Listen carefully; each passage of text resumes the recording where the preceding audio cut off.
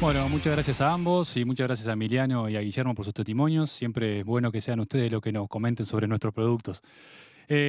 Para seguir respetando los tiempos de la agenda, vamos al último capítulo de nuestro lanzamiento, con dos presentadores de gran nivel para hablar sobre los sistemas de producción y el rol de las pasturas. Así es, Mateo, si les parece, en primer lugar, le vamos a dar espacio a Pablo Chiribroste, coordinador de la Red Tecnológica de la Cadena Láctea, así como también docente de la Facultad de Agronomía, especialista en lo que son los sistemas lecheros, y lo que es, va a estar titulada lo que es la presentación, Variabilidad del consumo directo de forraje en los sistemas de producción de leche, impacto y manejo. Adelante, Pablo. Buenas tardes. Muchas gracias por la invitación y es un gusto poder tener la oportunidad de compartir estos resultados y estos análisis con ustedes y con la audiencia. Y un gusto estar con César Mosca de FUCREA. Sí, la idea es cubrir este índice temático. Vamos a ir por partes. Vamos a poner foco en lo que es cosecha de forraje como un elemento central en torno a la estructura de los sistemas. Un primer tema es qué tan variable es la producción de forraje, qué tan variable es estacionalmente y entre años. Todos sabemos que hay variabilidad, pero vamos a ver si la podemos caracterizar un poco mejor. En este gráfico, si miran abajo, tienen 6 años, pero está descompuesto en sus estaciones. O sea que primero están diferentes inviernos, después diferentes otoños, después las primaveras. Y veamos algunas características en común, porque no siempre miramos así la información. Si miran los inviernos, van a ver prácticamente una diferencia en producción de 1000 kilos entre diferentes inviernos. Que nosotros tenemos la idea que el invierno es plano, que nunca produce. Bueno, con datos reales, estos son datos reales de 457 matrículas que estuvieron los 6 años, son del proyecto de producción competitiva de CONAPROLE. Vemos esa variabilidad en invierno. Si lo cruzamos con el clima, estos son datos de INUMET, esto es lo que llovió en esos inviernos, cada uno de esos inviernos, o sea, es la lluvia de 3 meses, van a ver que el primer invierno, el del 19, es un invierno con exceso hídrico. Yo no puedo asegurar que esa sea la razón, pero seguramente estén vinculadas esos dos aspectos. Y si miran el último invierno, el del 23, es el invierno a la salida de la seca, ahí se juntaron 3 características que explican ese resultado. Seguramente hayan más, pero 3 seguros. Uno es que se salió de un periodo de seca con alto nivel de mineralización. El segundo es que se anualizó bastante la rotación, se resembró mucho con pasturas anuales. Y tercero, que el invierno fue benigno. Entonces, esos 3 factores juntos dieron una explosión y un gran pastoreo.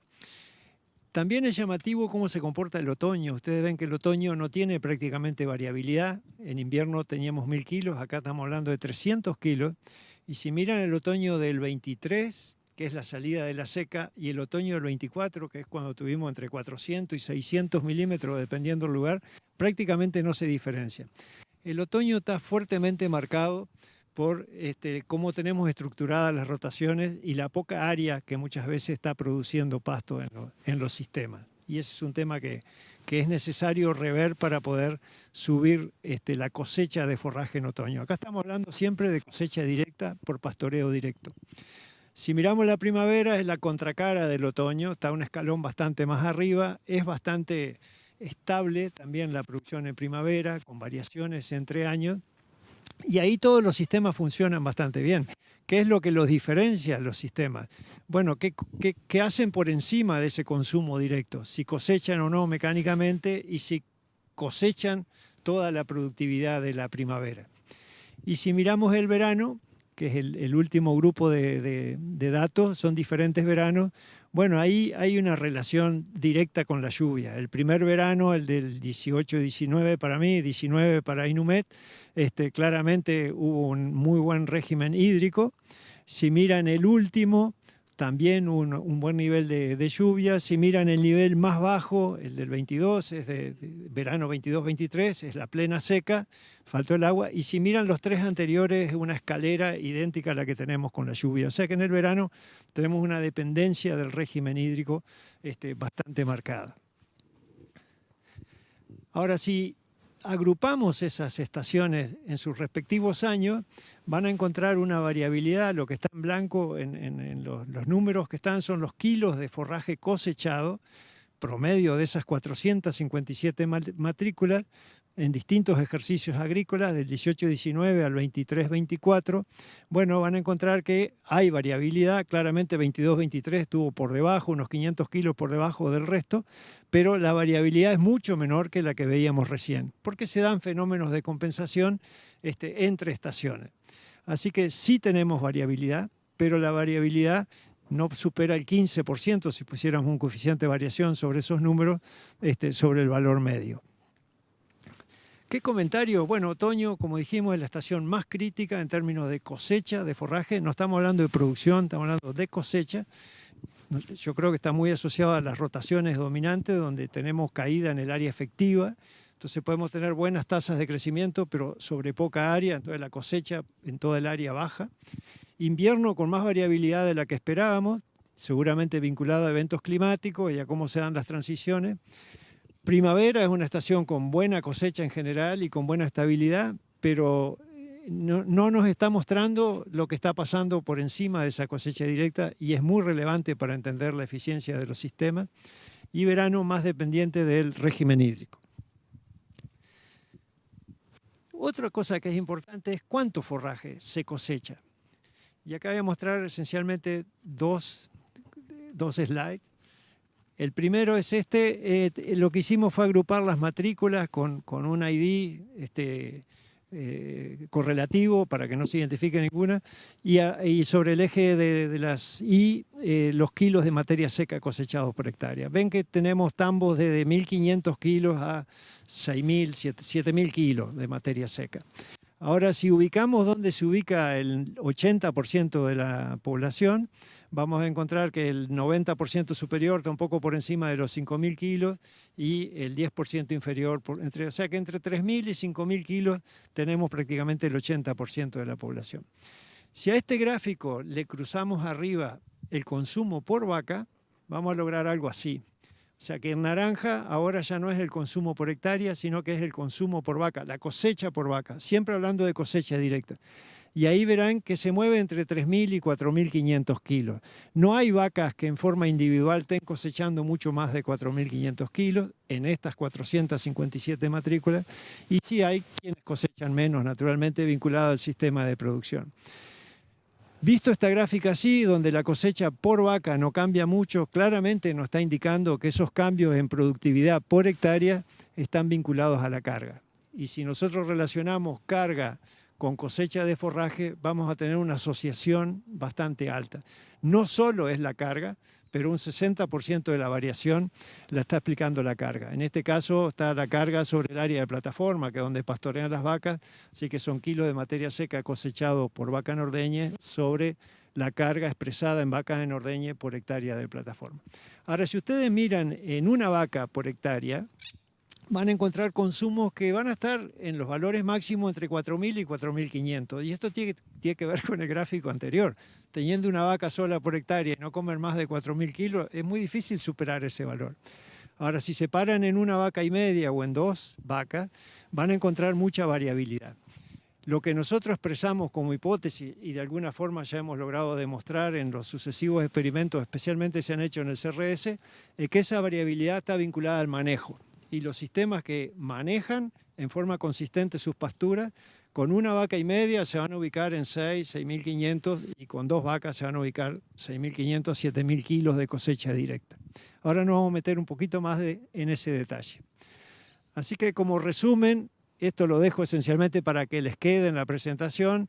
Tenemos entre 4.000 kilos de cosecha por hectárea de vaca masa, 4.500 hectáreas de plataforma, donde se ubica la mayor parte de la población, Si lo llevamos a vaca por día, que quizás es un valor más conocido para todo el mundo, estamos hablando de un promedio de 10 kilos por vaca por día, que se mueve entre 8 y 12 en el 80% de los productores.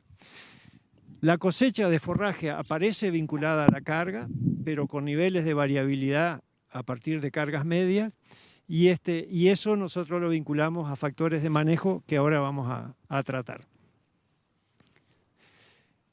Entonces la pregunta es, ¿qué tan manejable es esa variabilidad? Tenemos variabilidad estacional, tenemos variabilidad entre años, y tenemos estas referencias de los valores que se puedan cosechar. Manejable es la variabilidad. Acá vamos a mostrar resultados de un trabajo que se hizo en el CRS en los últimos años. PGG Horizon fue parte de este trabajo en conjunto con la red. Y entonces empecemos por mirar el año. Tuvimos un año 21-22 con 900 milímetros, un año 22-23, que fue el de la seca, con 600 milímetros, y un año 23-24 con 1300 milímetros. O sea que en el clima volvimos a tener 100% de variabilidad. Y si miran el gráfico más sobre la derecha, de esos 1300 milímetros, 600 ocurrieron en otoño, en el último año. Entonces, ¿cómo se gestiona esto? ¿Cómo se gestiona esto para lograr buena cosecha de forraje? Si miran el gráfico arriba, lo que tienen es cómo varió la masa de forraje, o sea, cuánto forraje disponible teníamos en la plataforma. El sistema nosotros lo manejamos con un tablero de control que está a la derecha arriba del gráfico, del slide. Tenemos un objetivo de con qué masa queremos la plataforma, porque eso nos asegura alta eficiencia. Si la plataforma está con esa masa que está en la banda, marcada en esa banda, toda la luz que captamos, toda el agua que tenemos, la convertimos con buena eficiencia en materia seca y la temperatura que tengamos, por supuesto. Esa es la base de tener un objetivo de stock. Entonces, con el stock y con la tasa de crecimiento y con aquel modelo de control, todo el tiempo nos está diciendo un pastoreo, 2 pastoreos, 0 pastoreo, o está creciendo más que lo que podés comer, cortá.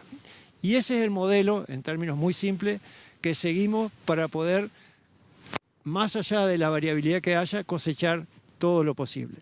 En términos prácticos, lo que vamos definiendo es qué relación tenemos entre pastoreo y encierro. Entonces, si miran al inicio, cuando el stock, tenemos buena tasa de crecimiento, el stock está subiendo, tenemos todo el pastoreo que podemos, no tenemos encierro, y de nuevo, si la tasa de crecimiento es más alta que lo que podemos comer, se corta. Después tenemos casi 3 estaciones, otoño, invierno, primavera, donde hubo más pastoreo, con algunos pastoreos de un turno, porque iba bajando. Pero siempre es eso, es monitorear en qué nivel tengo toda la plataforma de pastoreo o toda el área que estoy controlando. Teniendo ese control, ese factor bajo la mira, yo puedo manejar el sistema. Después entramos 23-24, seca, y ahí tuvimos esencialmente encierro, no hubo posibilidad de pastoreo. Y hay un factor que es importante, que tal importancia le damos al stock o a la masa de forraje en la plataforma, a esa variable de estado como variable de control, que cuando vuelve a llover no se sale a pastorear. Primero se recupera stock y después se sale a pastorear, porque eso es lo que nos garantiza eficiencia en el funcionamiento del sistema. Bueno, así sigue hasta el final. Entonces acá tienen los resultados. Acá voy a resumir los 2 sistemas como 2 sistemas que variaron en su carga, variaron en otras características, pero el BC tuvo una vaca 7 por hectárea de plataforma y el AP tuvo 2,8 vacas por hectárea de plataforma. Si miran las barras de AP, en el 21-22 cosechó prácticamente 6.500 kilos de materia seca, todo con pastoreo directo. Y si miran la última, la del 23-24, casi 7.000 kilos de materia seca y todo con pastoreo directo. Si miran para los mismos años la de BC, van a ver que un 66% es pastoreo directo y el resto cosecha mecánica. Y acá vuelvo con lo de la cosecha mecánica. Aún con una vaca 7 por hectárea, logramos muy buenas cosechas de forraje del orden de 6 toneladas y media, 7 toneladas, pero con una vaca y media, una vaca 7, más de un 20% fue cosecha mecánica, y si no lo perdíamos. Con casi 3 vacas por hectárea logramos cosechar todo lo cosechable con pastoreo directo, pero un año no, el 22-23, que tampoco fue el año de más pasto. Y aquí marco una cosa que es muy anecdótica en este caso, pero muy impactante de la otra fuente de variabilidad. Todo lo que pasó ahí, tuvimos un corrimiento en las pariciones, se desacopló el pico de forraje con el pico de vaca y nos obligó a hacer un pastoreo mecánico. Entonces, alta eficiencia en la cosecha de forraje y altos niveles de forraje cosechado para la mayoría de los sistemas lecheros del Uruguay implica pastoreo mecánico asociado a todo el pastoreo que se pueda con las vacas. Ese es un mensaje que tiene que ser claro, porque si no hubiéramos involucrado al pastoreo mecánico, no hubiéramos tenido los valores que obtuvimos. Así que, como resumen de esto, y ya yendo hacia el final, se lograron buenas cosechas de forraje. En ambos sistemas fueron muy eficientes, pero con diferentes estrategias. Uno 100% pastoreo directo, el otro pastoreo directo y cosecha mecánica. Y bueno, el secreto atrás de esto es control. Control sobre en qué estado está la plataforma y tenerla siempre en una condición que captemos la luz y la convirtamos en materia seca, usemos el agua obviamente, y cuando haya temperatura va a ser más alto y cuando no haya temperatura va a ser más bajo, pero siempre en el mayor potencial posible. Y una última pregunta que tiene que ver un poco con, a veces hay leyendas urbanas y a veces hay leyendas tamberas. Y hay una leyenda tambera que naturalmente dice que los sistemas que dependen más del pasto son más inestables. Y nosotros no hicimos esta pregunta acá. Para contestar esta pregunta, lo que hicimos es separamos esas 500 matrículas, 457, en 5 grupos, ¿sí?, según producción de forraje. O sea, generamos un índice de cosecha directa de forraje y formamos 5 grupos. Y en este cuadro están los grupos, te van a ver que la primer fila son los niveles de cosecha de forraje, con esa variable están hechos los grupos, naturalmente son diferentes, pero ahí tienen la media y el coeficiente de variación. El coeficiente de variación es una relación entre la dispersión que hay entre la media y los valores sobre esa misma media. Así que en principio lo que vemos ahí que de 2.500 a 5.500 kilos de materia seca cosechada por hectárea, el coeficiente de variación baja. O sea que ¿cuánto forraje cosechan? Los que cosechan más lo estarían cosechando con un poco menos de variabilidad entre años que los que cosechan menos. En el segundo tenemos productividad y esto es porque estos sistemas, acá aparece la cosecha de forraje, pero son muy diferentes en muchas características y una de ellas tiene diferente carga y diferente producción individual. Entonces tienen la productividad de 350 a 800 kilos a 680 kilos con una variabilidad que no cambia significativamente. Y al final 2 indicadores más de resultado con plata. Uno es el costo de alimentación, cuánto le cuesta producir cuánto le cuesta alimentar para producir un litro de leche. Baja un poco con la productividad, lo cual está dentro de lo esperado, pero lo que nos interesaba, que es nuevo acá, es con qué variabilidad logran ese costo de alimentación. Y bueno, lo que vemos ahí, el comentario sería que no hay cambios significativos entre los distintos niveles, baja un poco el valor medio al mismo nivel de variabilidad, y lo mismo pasa con el margen de alimentación. Pasamos de 900 a $2.000 por hectárea de margen de alimentación, más productividad, mejor margen, eso está bien analizado en todos los sistemas, sin cambios muy significativos en la variabilidad. Así que para terminar con esta presentación y compartiendo estos resultados, sí tenemos mucha variabilidad. Esa variabilidad es manejable, existen herramientas, hoy los técnicos las manejan para poder manejar esa variabilidad y cualquiera sea la variación por el clima o la estación, capturar esa cosecha de forraje. Tercero, los sistemas que dependen más del forraje no son más inestables. Y lo último, que todavía hay mucho margen por mejorar, mucho potencial por lograr y mucho camino por recorrer. Así que muchas gracias, eso es lo que quería comentar. Muy bueno, la verdad, muchas gracias, Pablo, muy completa la presentación y seguro después de la mesa redonda vamos a tener varias instancias para seguir haciendo hincapié en alguno de estos puntos. Bueno, la verdad, César y Pablo, excelente las 2 presentaciones, aprovechando el valor que tenemos, que los tenemos acá. En realidad, la idea era intercambiar un poco algunas ideas sobre ahondar un poquito más en lo que fueron las presentaciones. La verdad que muy buenas las 2. Y bueno, y fuimos anotando algunas preguntas que nos han llegado, así que bueno, para ti, César, En alguna presentación de FUCREA se veía que los mejores ingresos de capital de las empresas ganaderas estaban asociados a mayores niveles de mejoramiento de pasturas y estos a mayores productividades de carne. ¿Es correcto? Bueno, en realidad nosotros sí es cierto lo que tú decís, mostramos eso en realidad, pero como decía recién, es condición necesaria pero no suficiente. Nosotros hay una correlación en cuanto a mayor nivel de mejoramiento en pasturas, mayor nivel de productividad de carne, y esto es necesario para obtener mayor ingreso de capital. Eso es realmente así. Sin embargo, en el ingreso de capital de las empresas, nosotros ponemos el margen ganadero, pero también hay otras actividades que están complementando. Entonces, lo cierto para responder eso, para establecer una correlación alta y lineal, deberíamos hacer los márgenes brutos por actividad. Porque, ¿qué pasa? Las que más mejoran, también son las que rotan porque hacen agricultura y tal vez están en los mejores suelos. Por lo tanto, tal vez es condición que tengan más productividades ganaderas, pero tal vez sus ingresos de capital están dados porque hacen más agricultura que sus hermanas o que tienen mejores recursos. Por lo tanto, es cierto lo que decís, pero hay alta correlación, pero no es determinante, digamos. Hay como un costo oculto o un resultado oculto. Es cierto, y deberíamos tener los márgenes por actividad para establecer las correlaciones exactas, y esa información no lo tenemos. Pero capaz que en alguna, si ves, capaz que los recriadores, los invernadores, capaz pueden llegar a tener más injerencia o más resultado que los criadores. Bueno, eso Claro. que vos decís es así. Lo que pasa es que también los invernadores son los que hacen agricultura. Entonces volvemos a entrar en esa dicotomía que no podemos explicar claramente que una cosa determine la otra. Lo que sí estamos viendo, y esto es bien interesante, es que históricamente los resultados más altos estaban asociados a los invernadores, y conforme nos acostábamos a la cría o nos recostábamos contra la cría, el resultado era menor.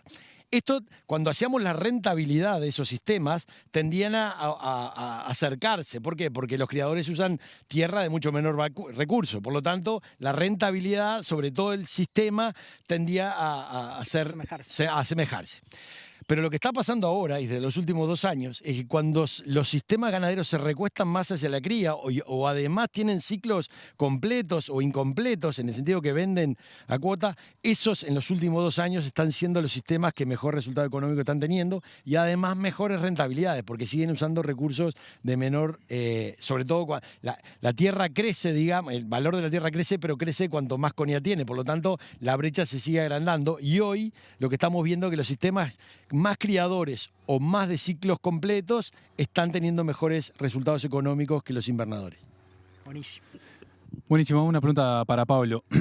¿Cuál sería el camino a recorrer para captar esa estacionalidad y variabilidad, digamos, del forraje? O sea, diversificar especies o apostar a la calidad del forraje, digamos, ¿no? Nosotros como empresa venimos trabajando en tener, en ese sentido, mejorar la calidad dentro de cada especie, ya sea o con menores contenidos de lignina, con altos contenidos de ácidos grasos, o energía metabolizable, o taninos condensados. Pero bueno, en ese sentido, ¿apostarías a diversificar en especies o realmente apostar a la calidad de forraje? Yo creo que un componente, por diferentes razones, la diversificación o la variabilidad en especies tiene que ser un componente importante del sistema. Por múltiples razones, porque también ahora, si cruzamos la dimensión ambiental, servicios ecosistémicos, o sea, tienen un montón de ventajas. Pero también de que si viene un periodo de seca, que como ya yo lo mostré, pero si no se puede ver en cualquiera que mida qué es lo que pasa, tú tenés seca y exceso hídrico en cualquier estación del año. Entonces, si tenés una sola especie y una sola época de siembra, tu nivel de exposición naturalmente es mucho mayor. Y los sistemas han mostrado en la práctica que tener variabilidad, hay 2 formas grandes, 2 extremos de variabilidad. Una es tener cosas puras, pero distintas cosas a lo largo del espacio, o todo mezclado. Y hay escuelas en los dos sentidos. Pero lo que es claro es que se puede manejar sin ningún problema. Entonces, mi respuesta es, voy por la variabilidad como un primer factor, es un elemento que le da resiliencia, le da opciones a los sistemas. Tampoco renuncio a la calidad, o sea que no lo debería ver como dos apuestas antagónicas, sino que cada uno de esos componentes, todo lo que podamos mejorar en calidad, mejor. Pero a mí me gusta ver variabilidad y creo que es un atributo que le da fortaleza a los sistemas, de todo punto de vista. Excelente, Pablo. Y bueno, hay una pregunta para ambos también. Viendo estas dos presentaciones, uno también le surge concluir que si dependés mucho del pasto, no sos más inestable. ¿Qué opinan? Se estuvieron hablando un poquito en las presentaciones. Creo que está bueno si se pueden explayar en ese sentido. Sí, la sensación que tengo, o sea, el pasto es el recurso más barato para darle a los rumiantes, en definitiva, y eso debemos explotarlo digamos, a su máxima expresión, digamos. Yo creo que a la inversa, no se hacen más sensibles los sistemas, sino que se hacen más estables siempre y cuando tengamos las herramientas, digamos, para adecuar la oferta forrajera al nivel de consumo.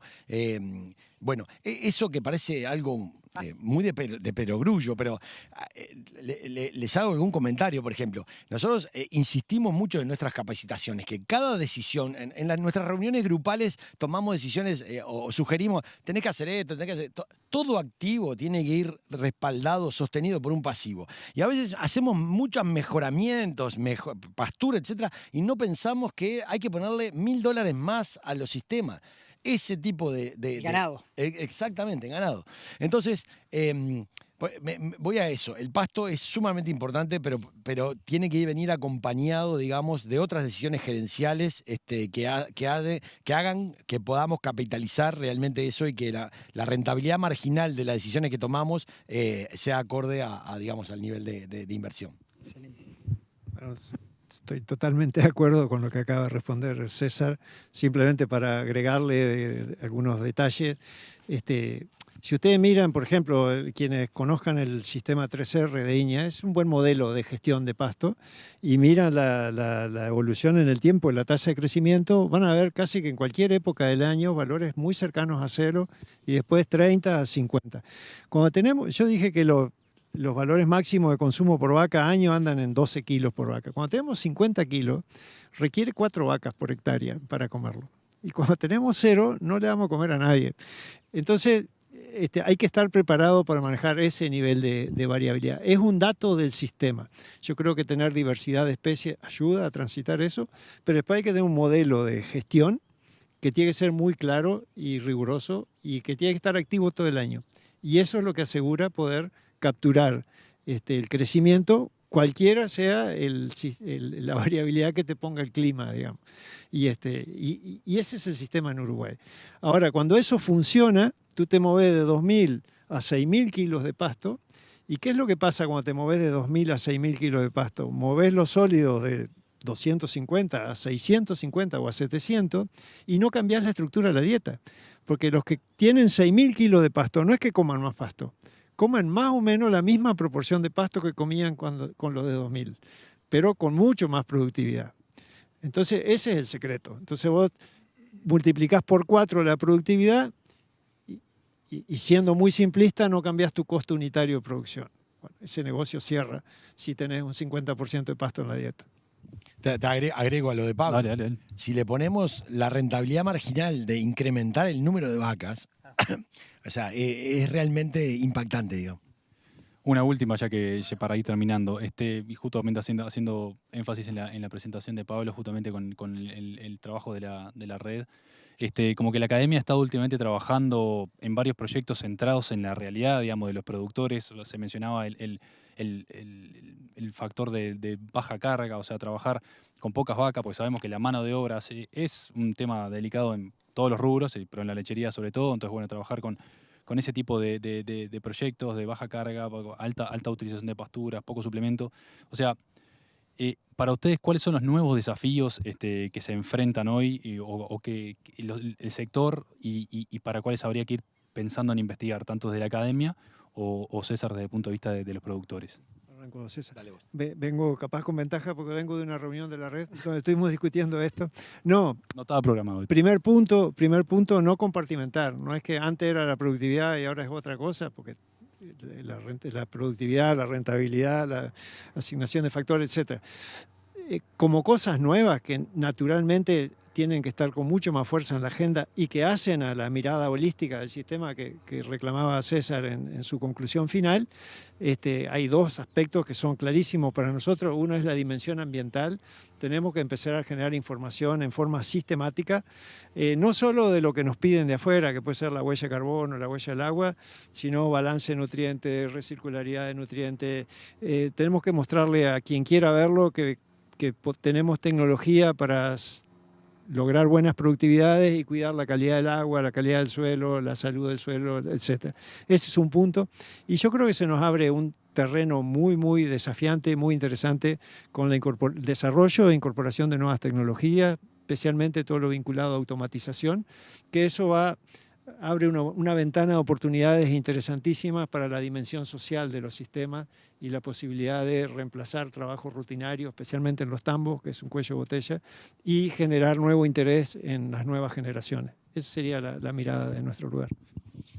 Bueno, yo obviamente que comparto 100% lo de Pablo. Nosotros en Fucrea ya, de hecho, nos reunimos con Pablo para ver cómo hacíamos desde nuestra base de datos de gestión e incorporar datos de ambiente y empezar a trabajar.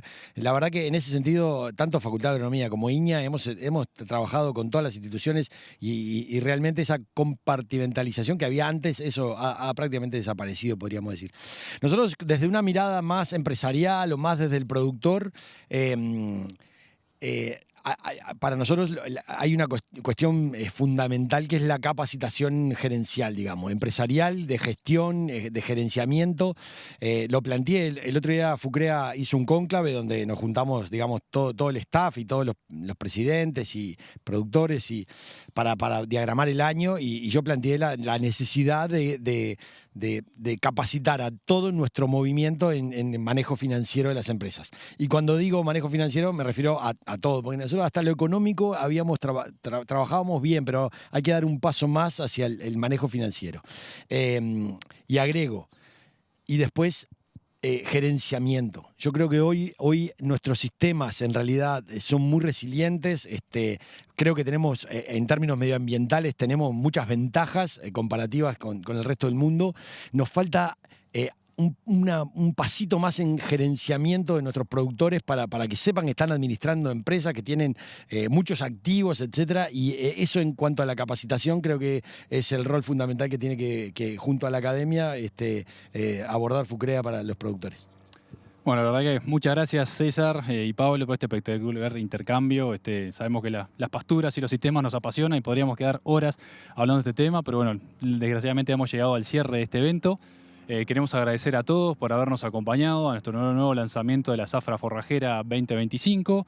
Agradecer a todo el equipo y a los invitados por habernos acompañado y por haber estado presente acá con todos nosotros. Bueno, la verdad que ha sido un placer, realmente ha sido un placer estar con todos, con Félix y con ustedes.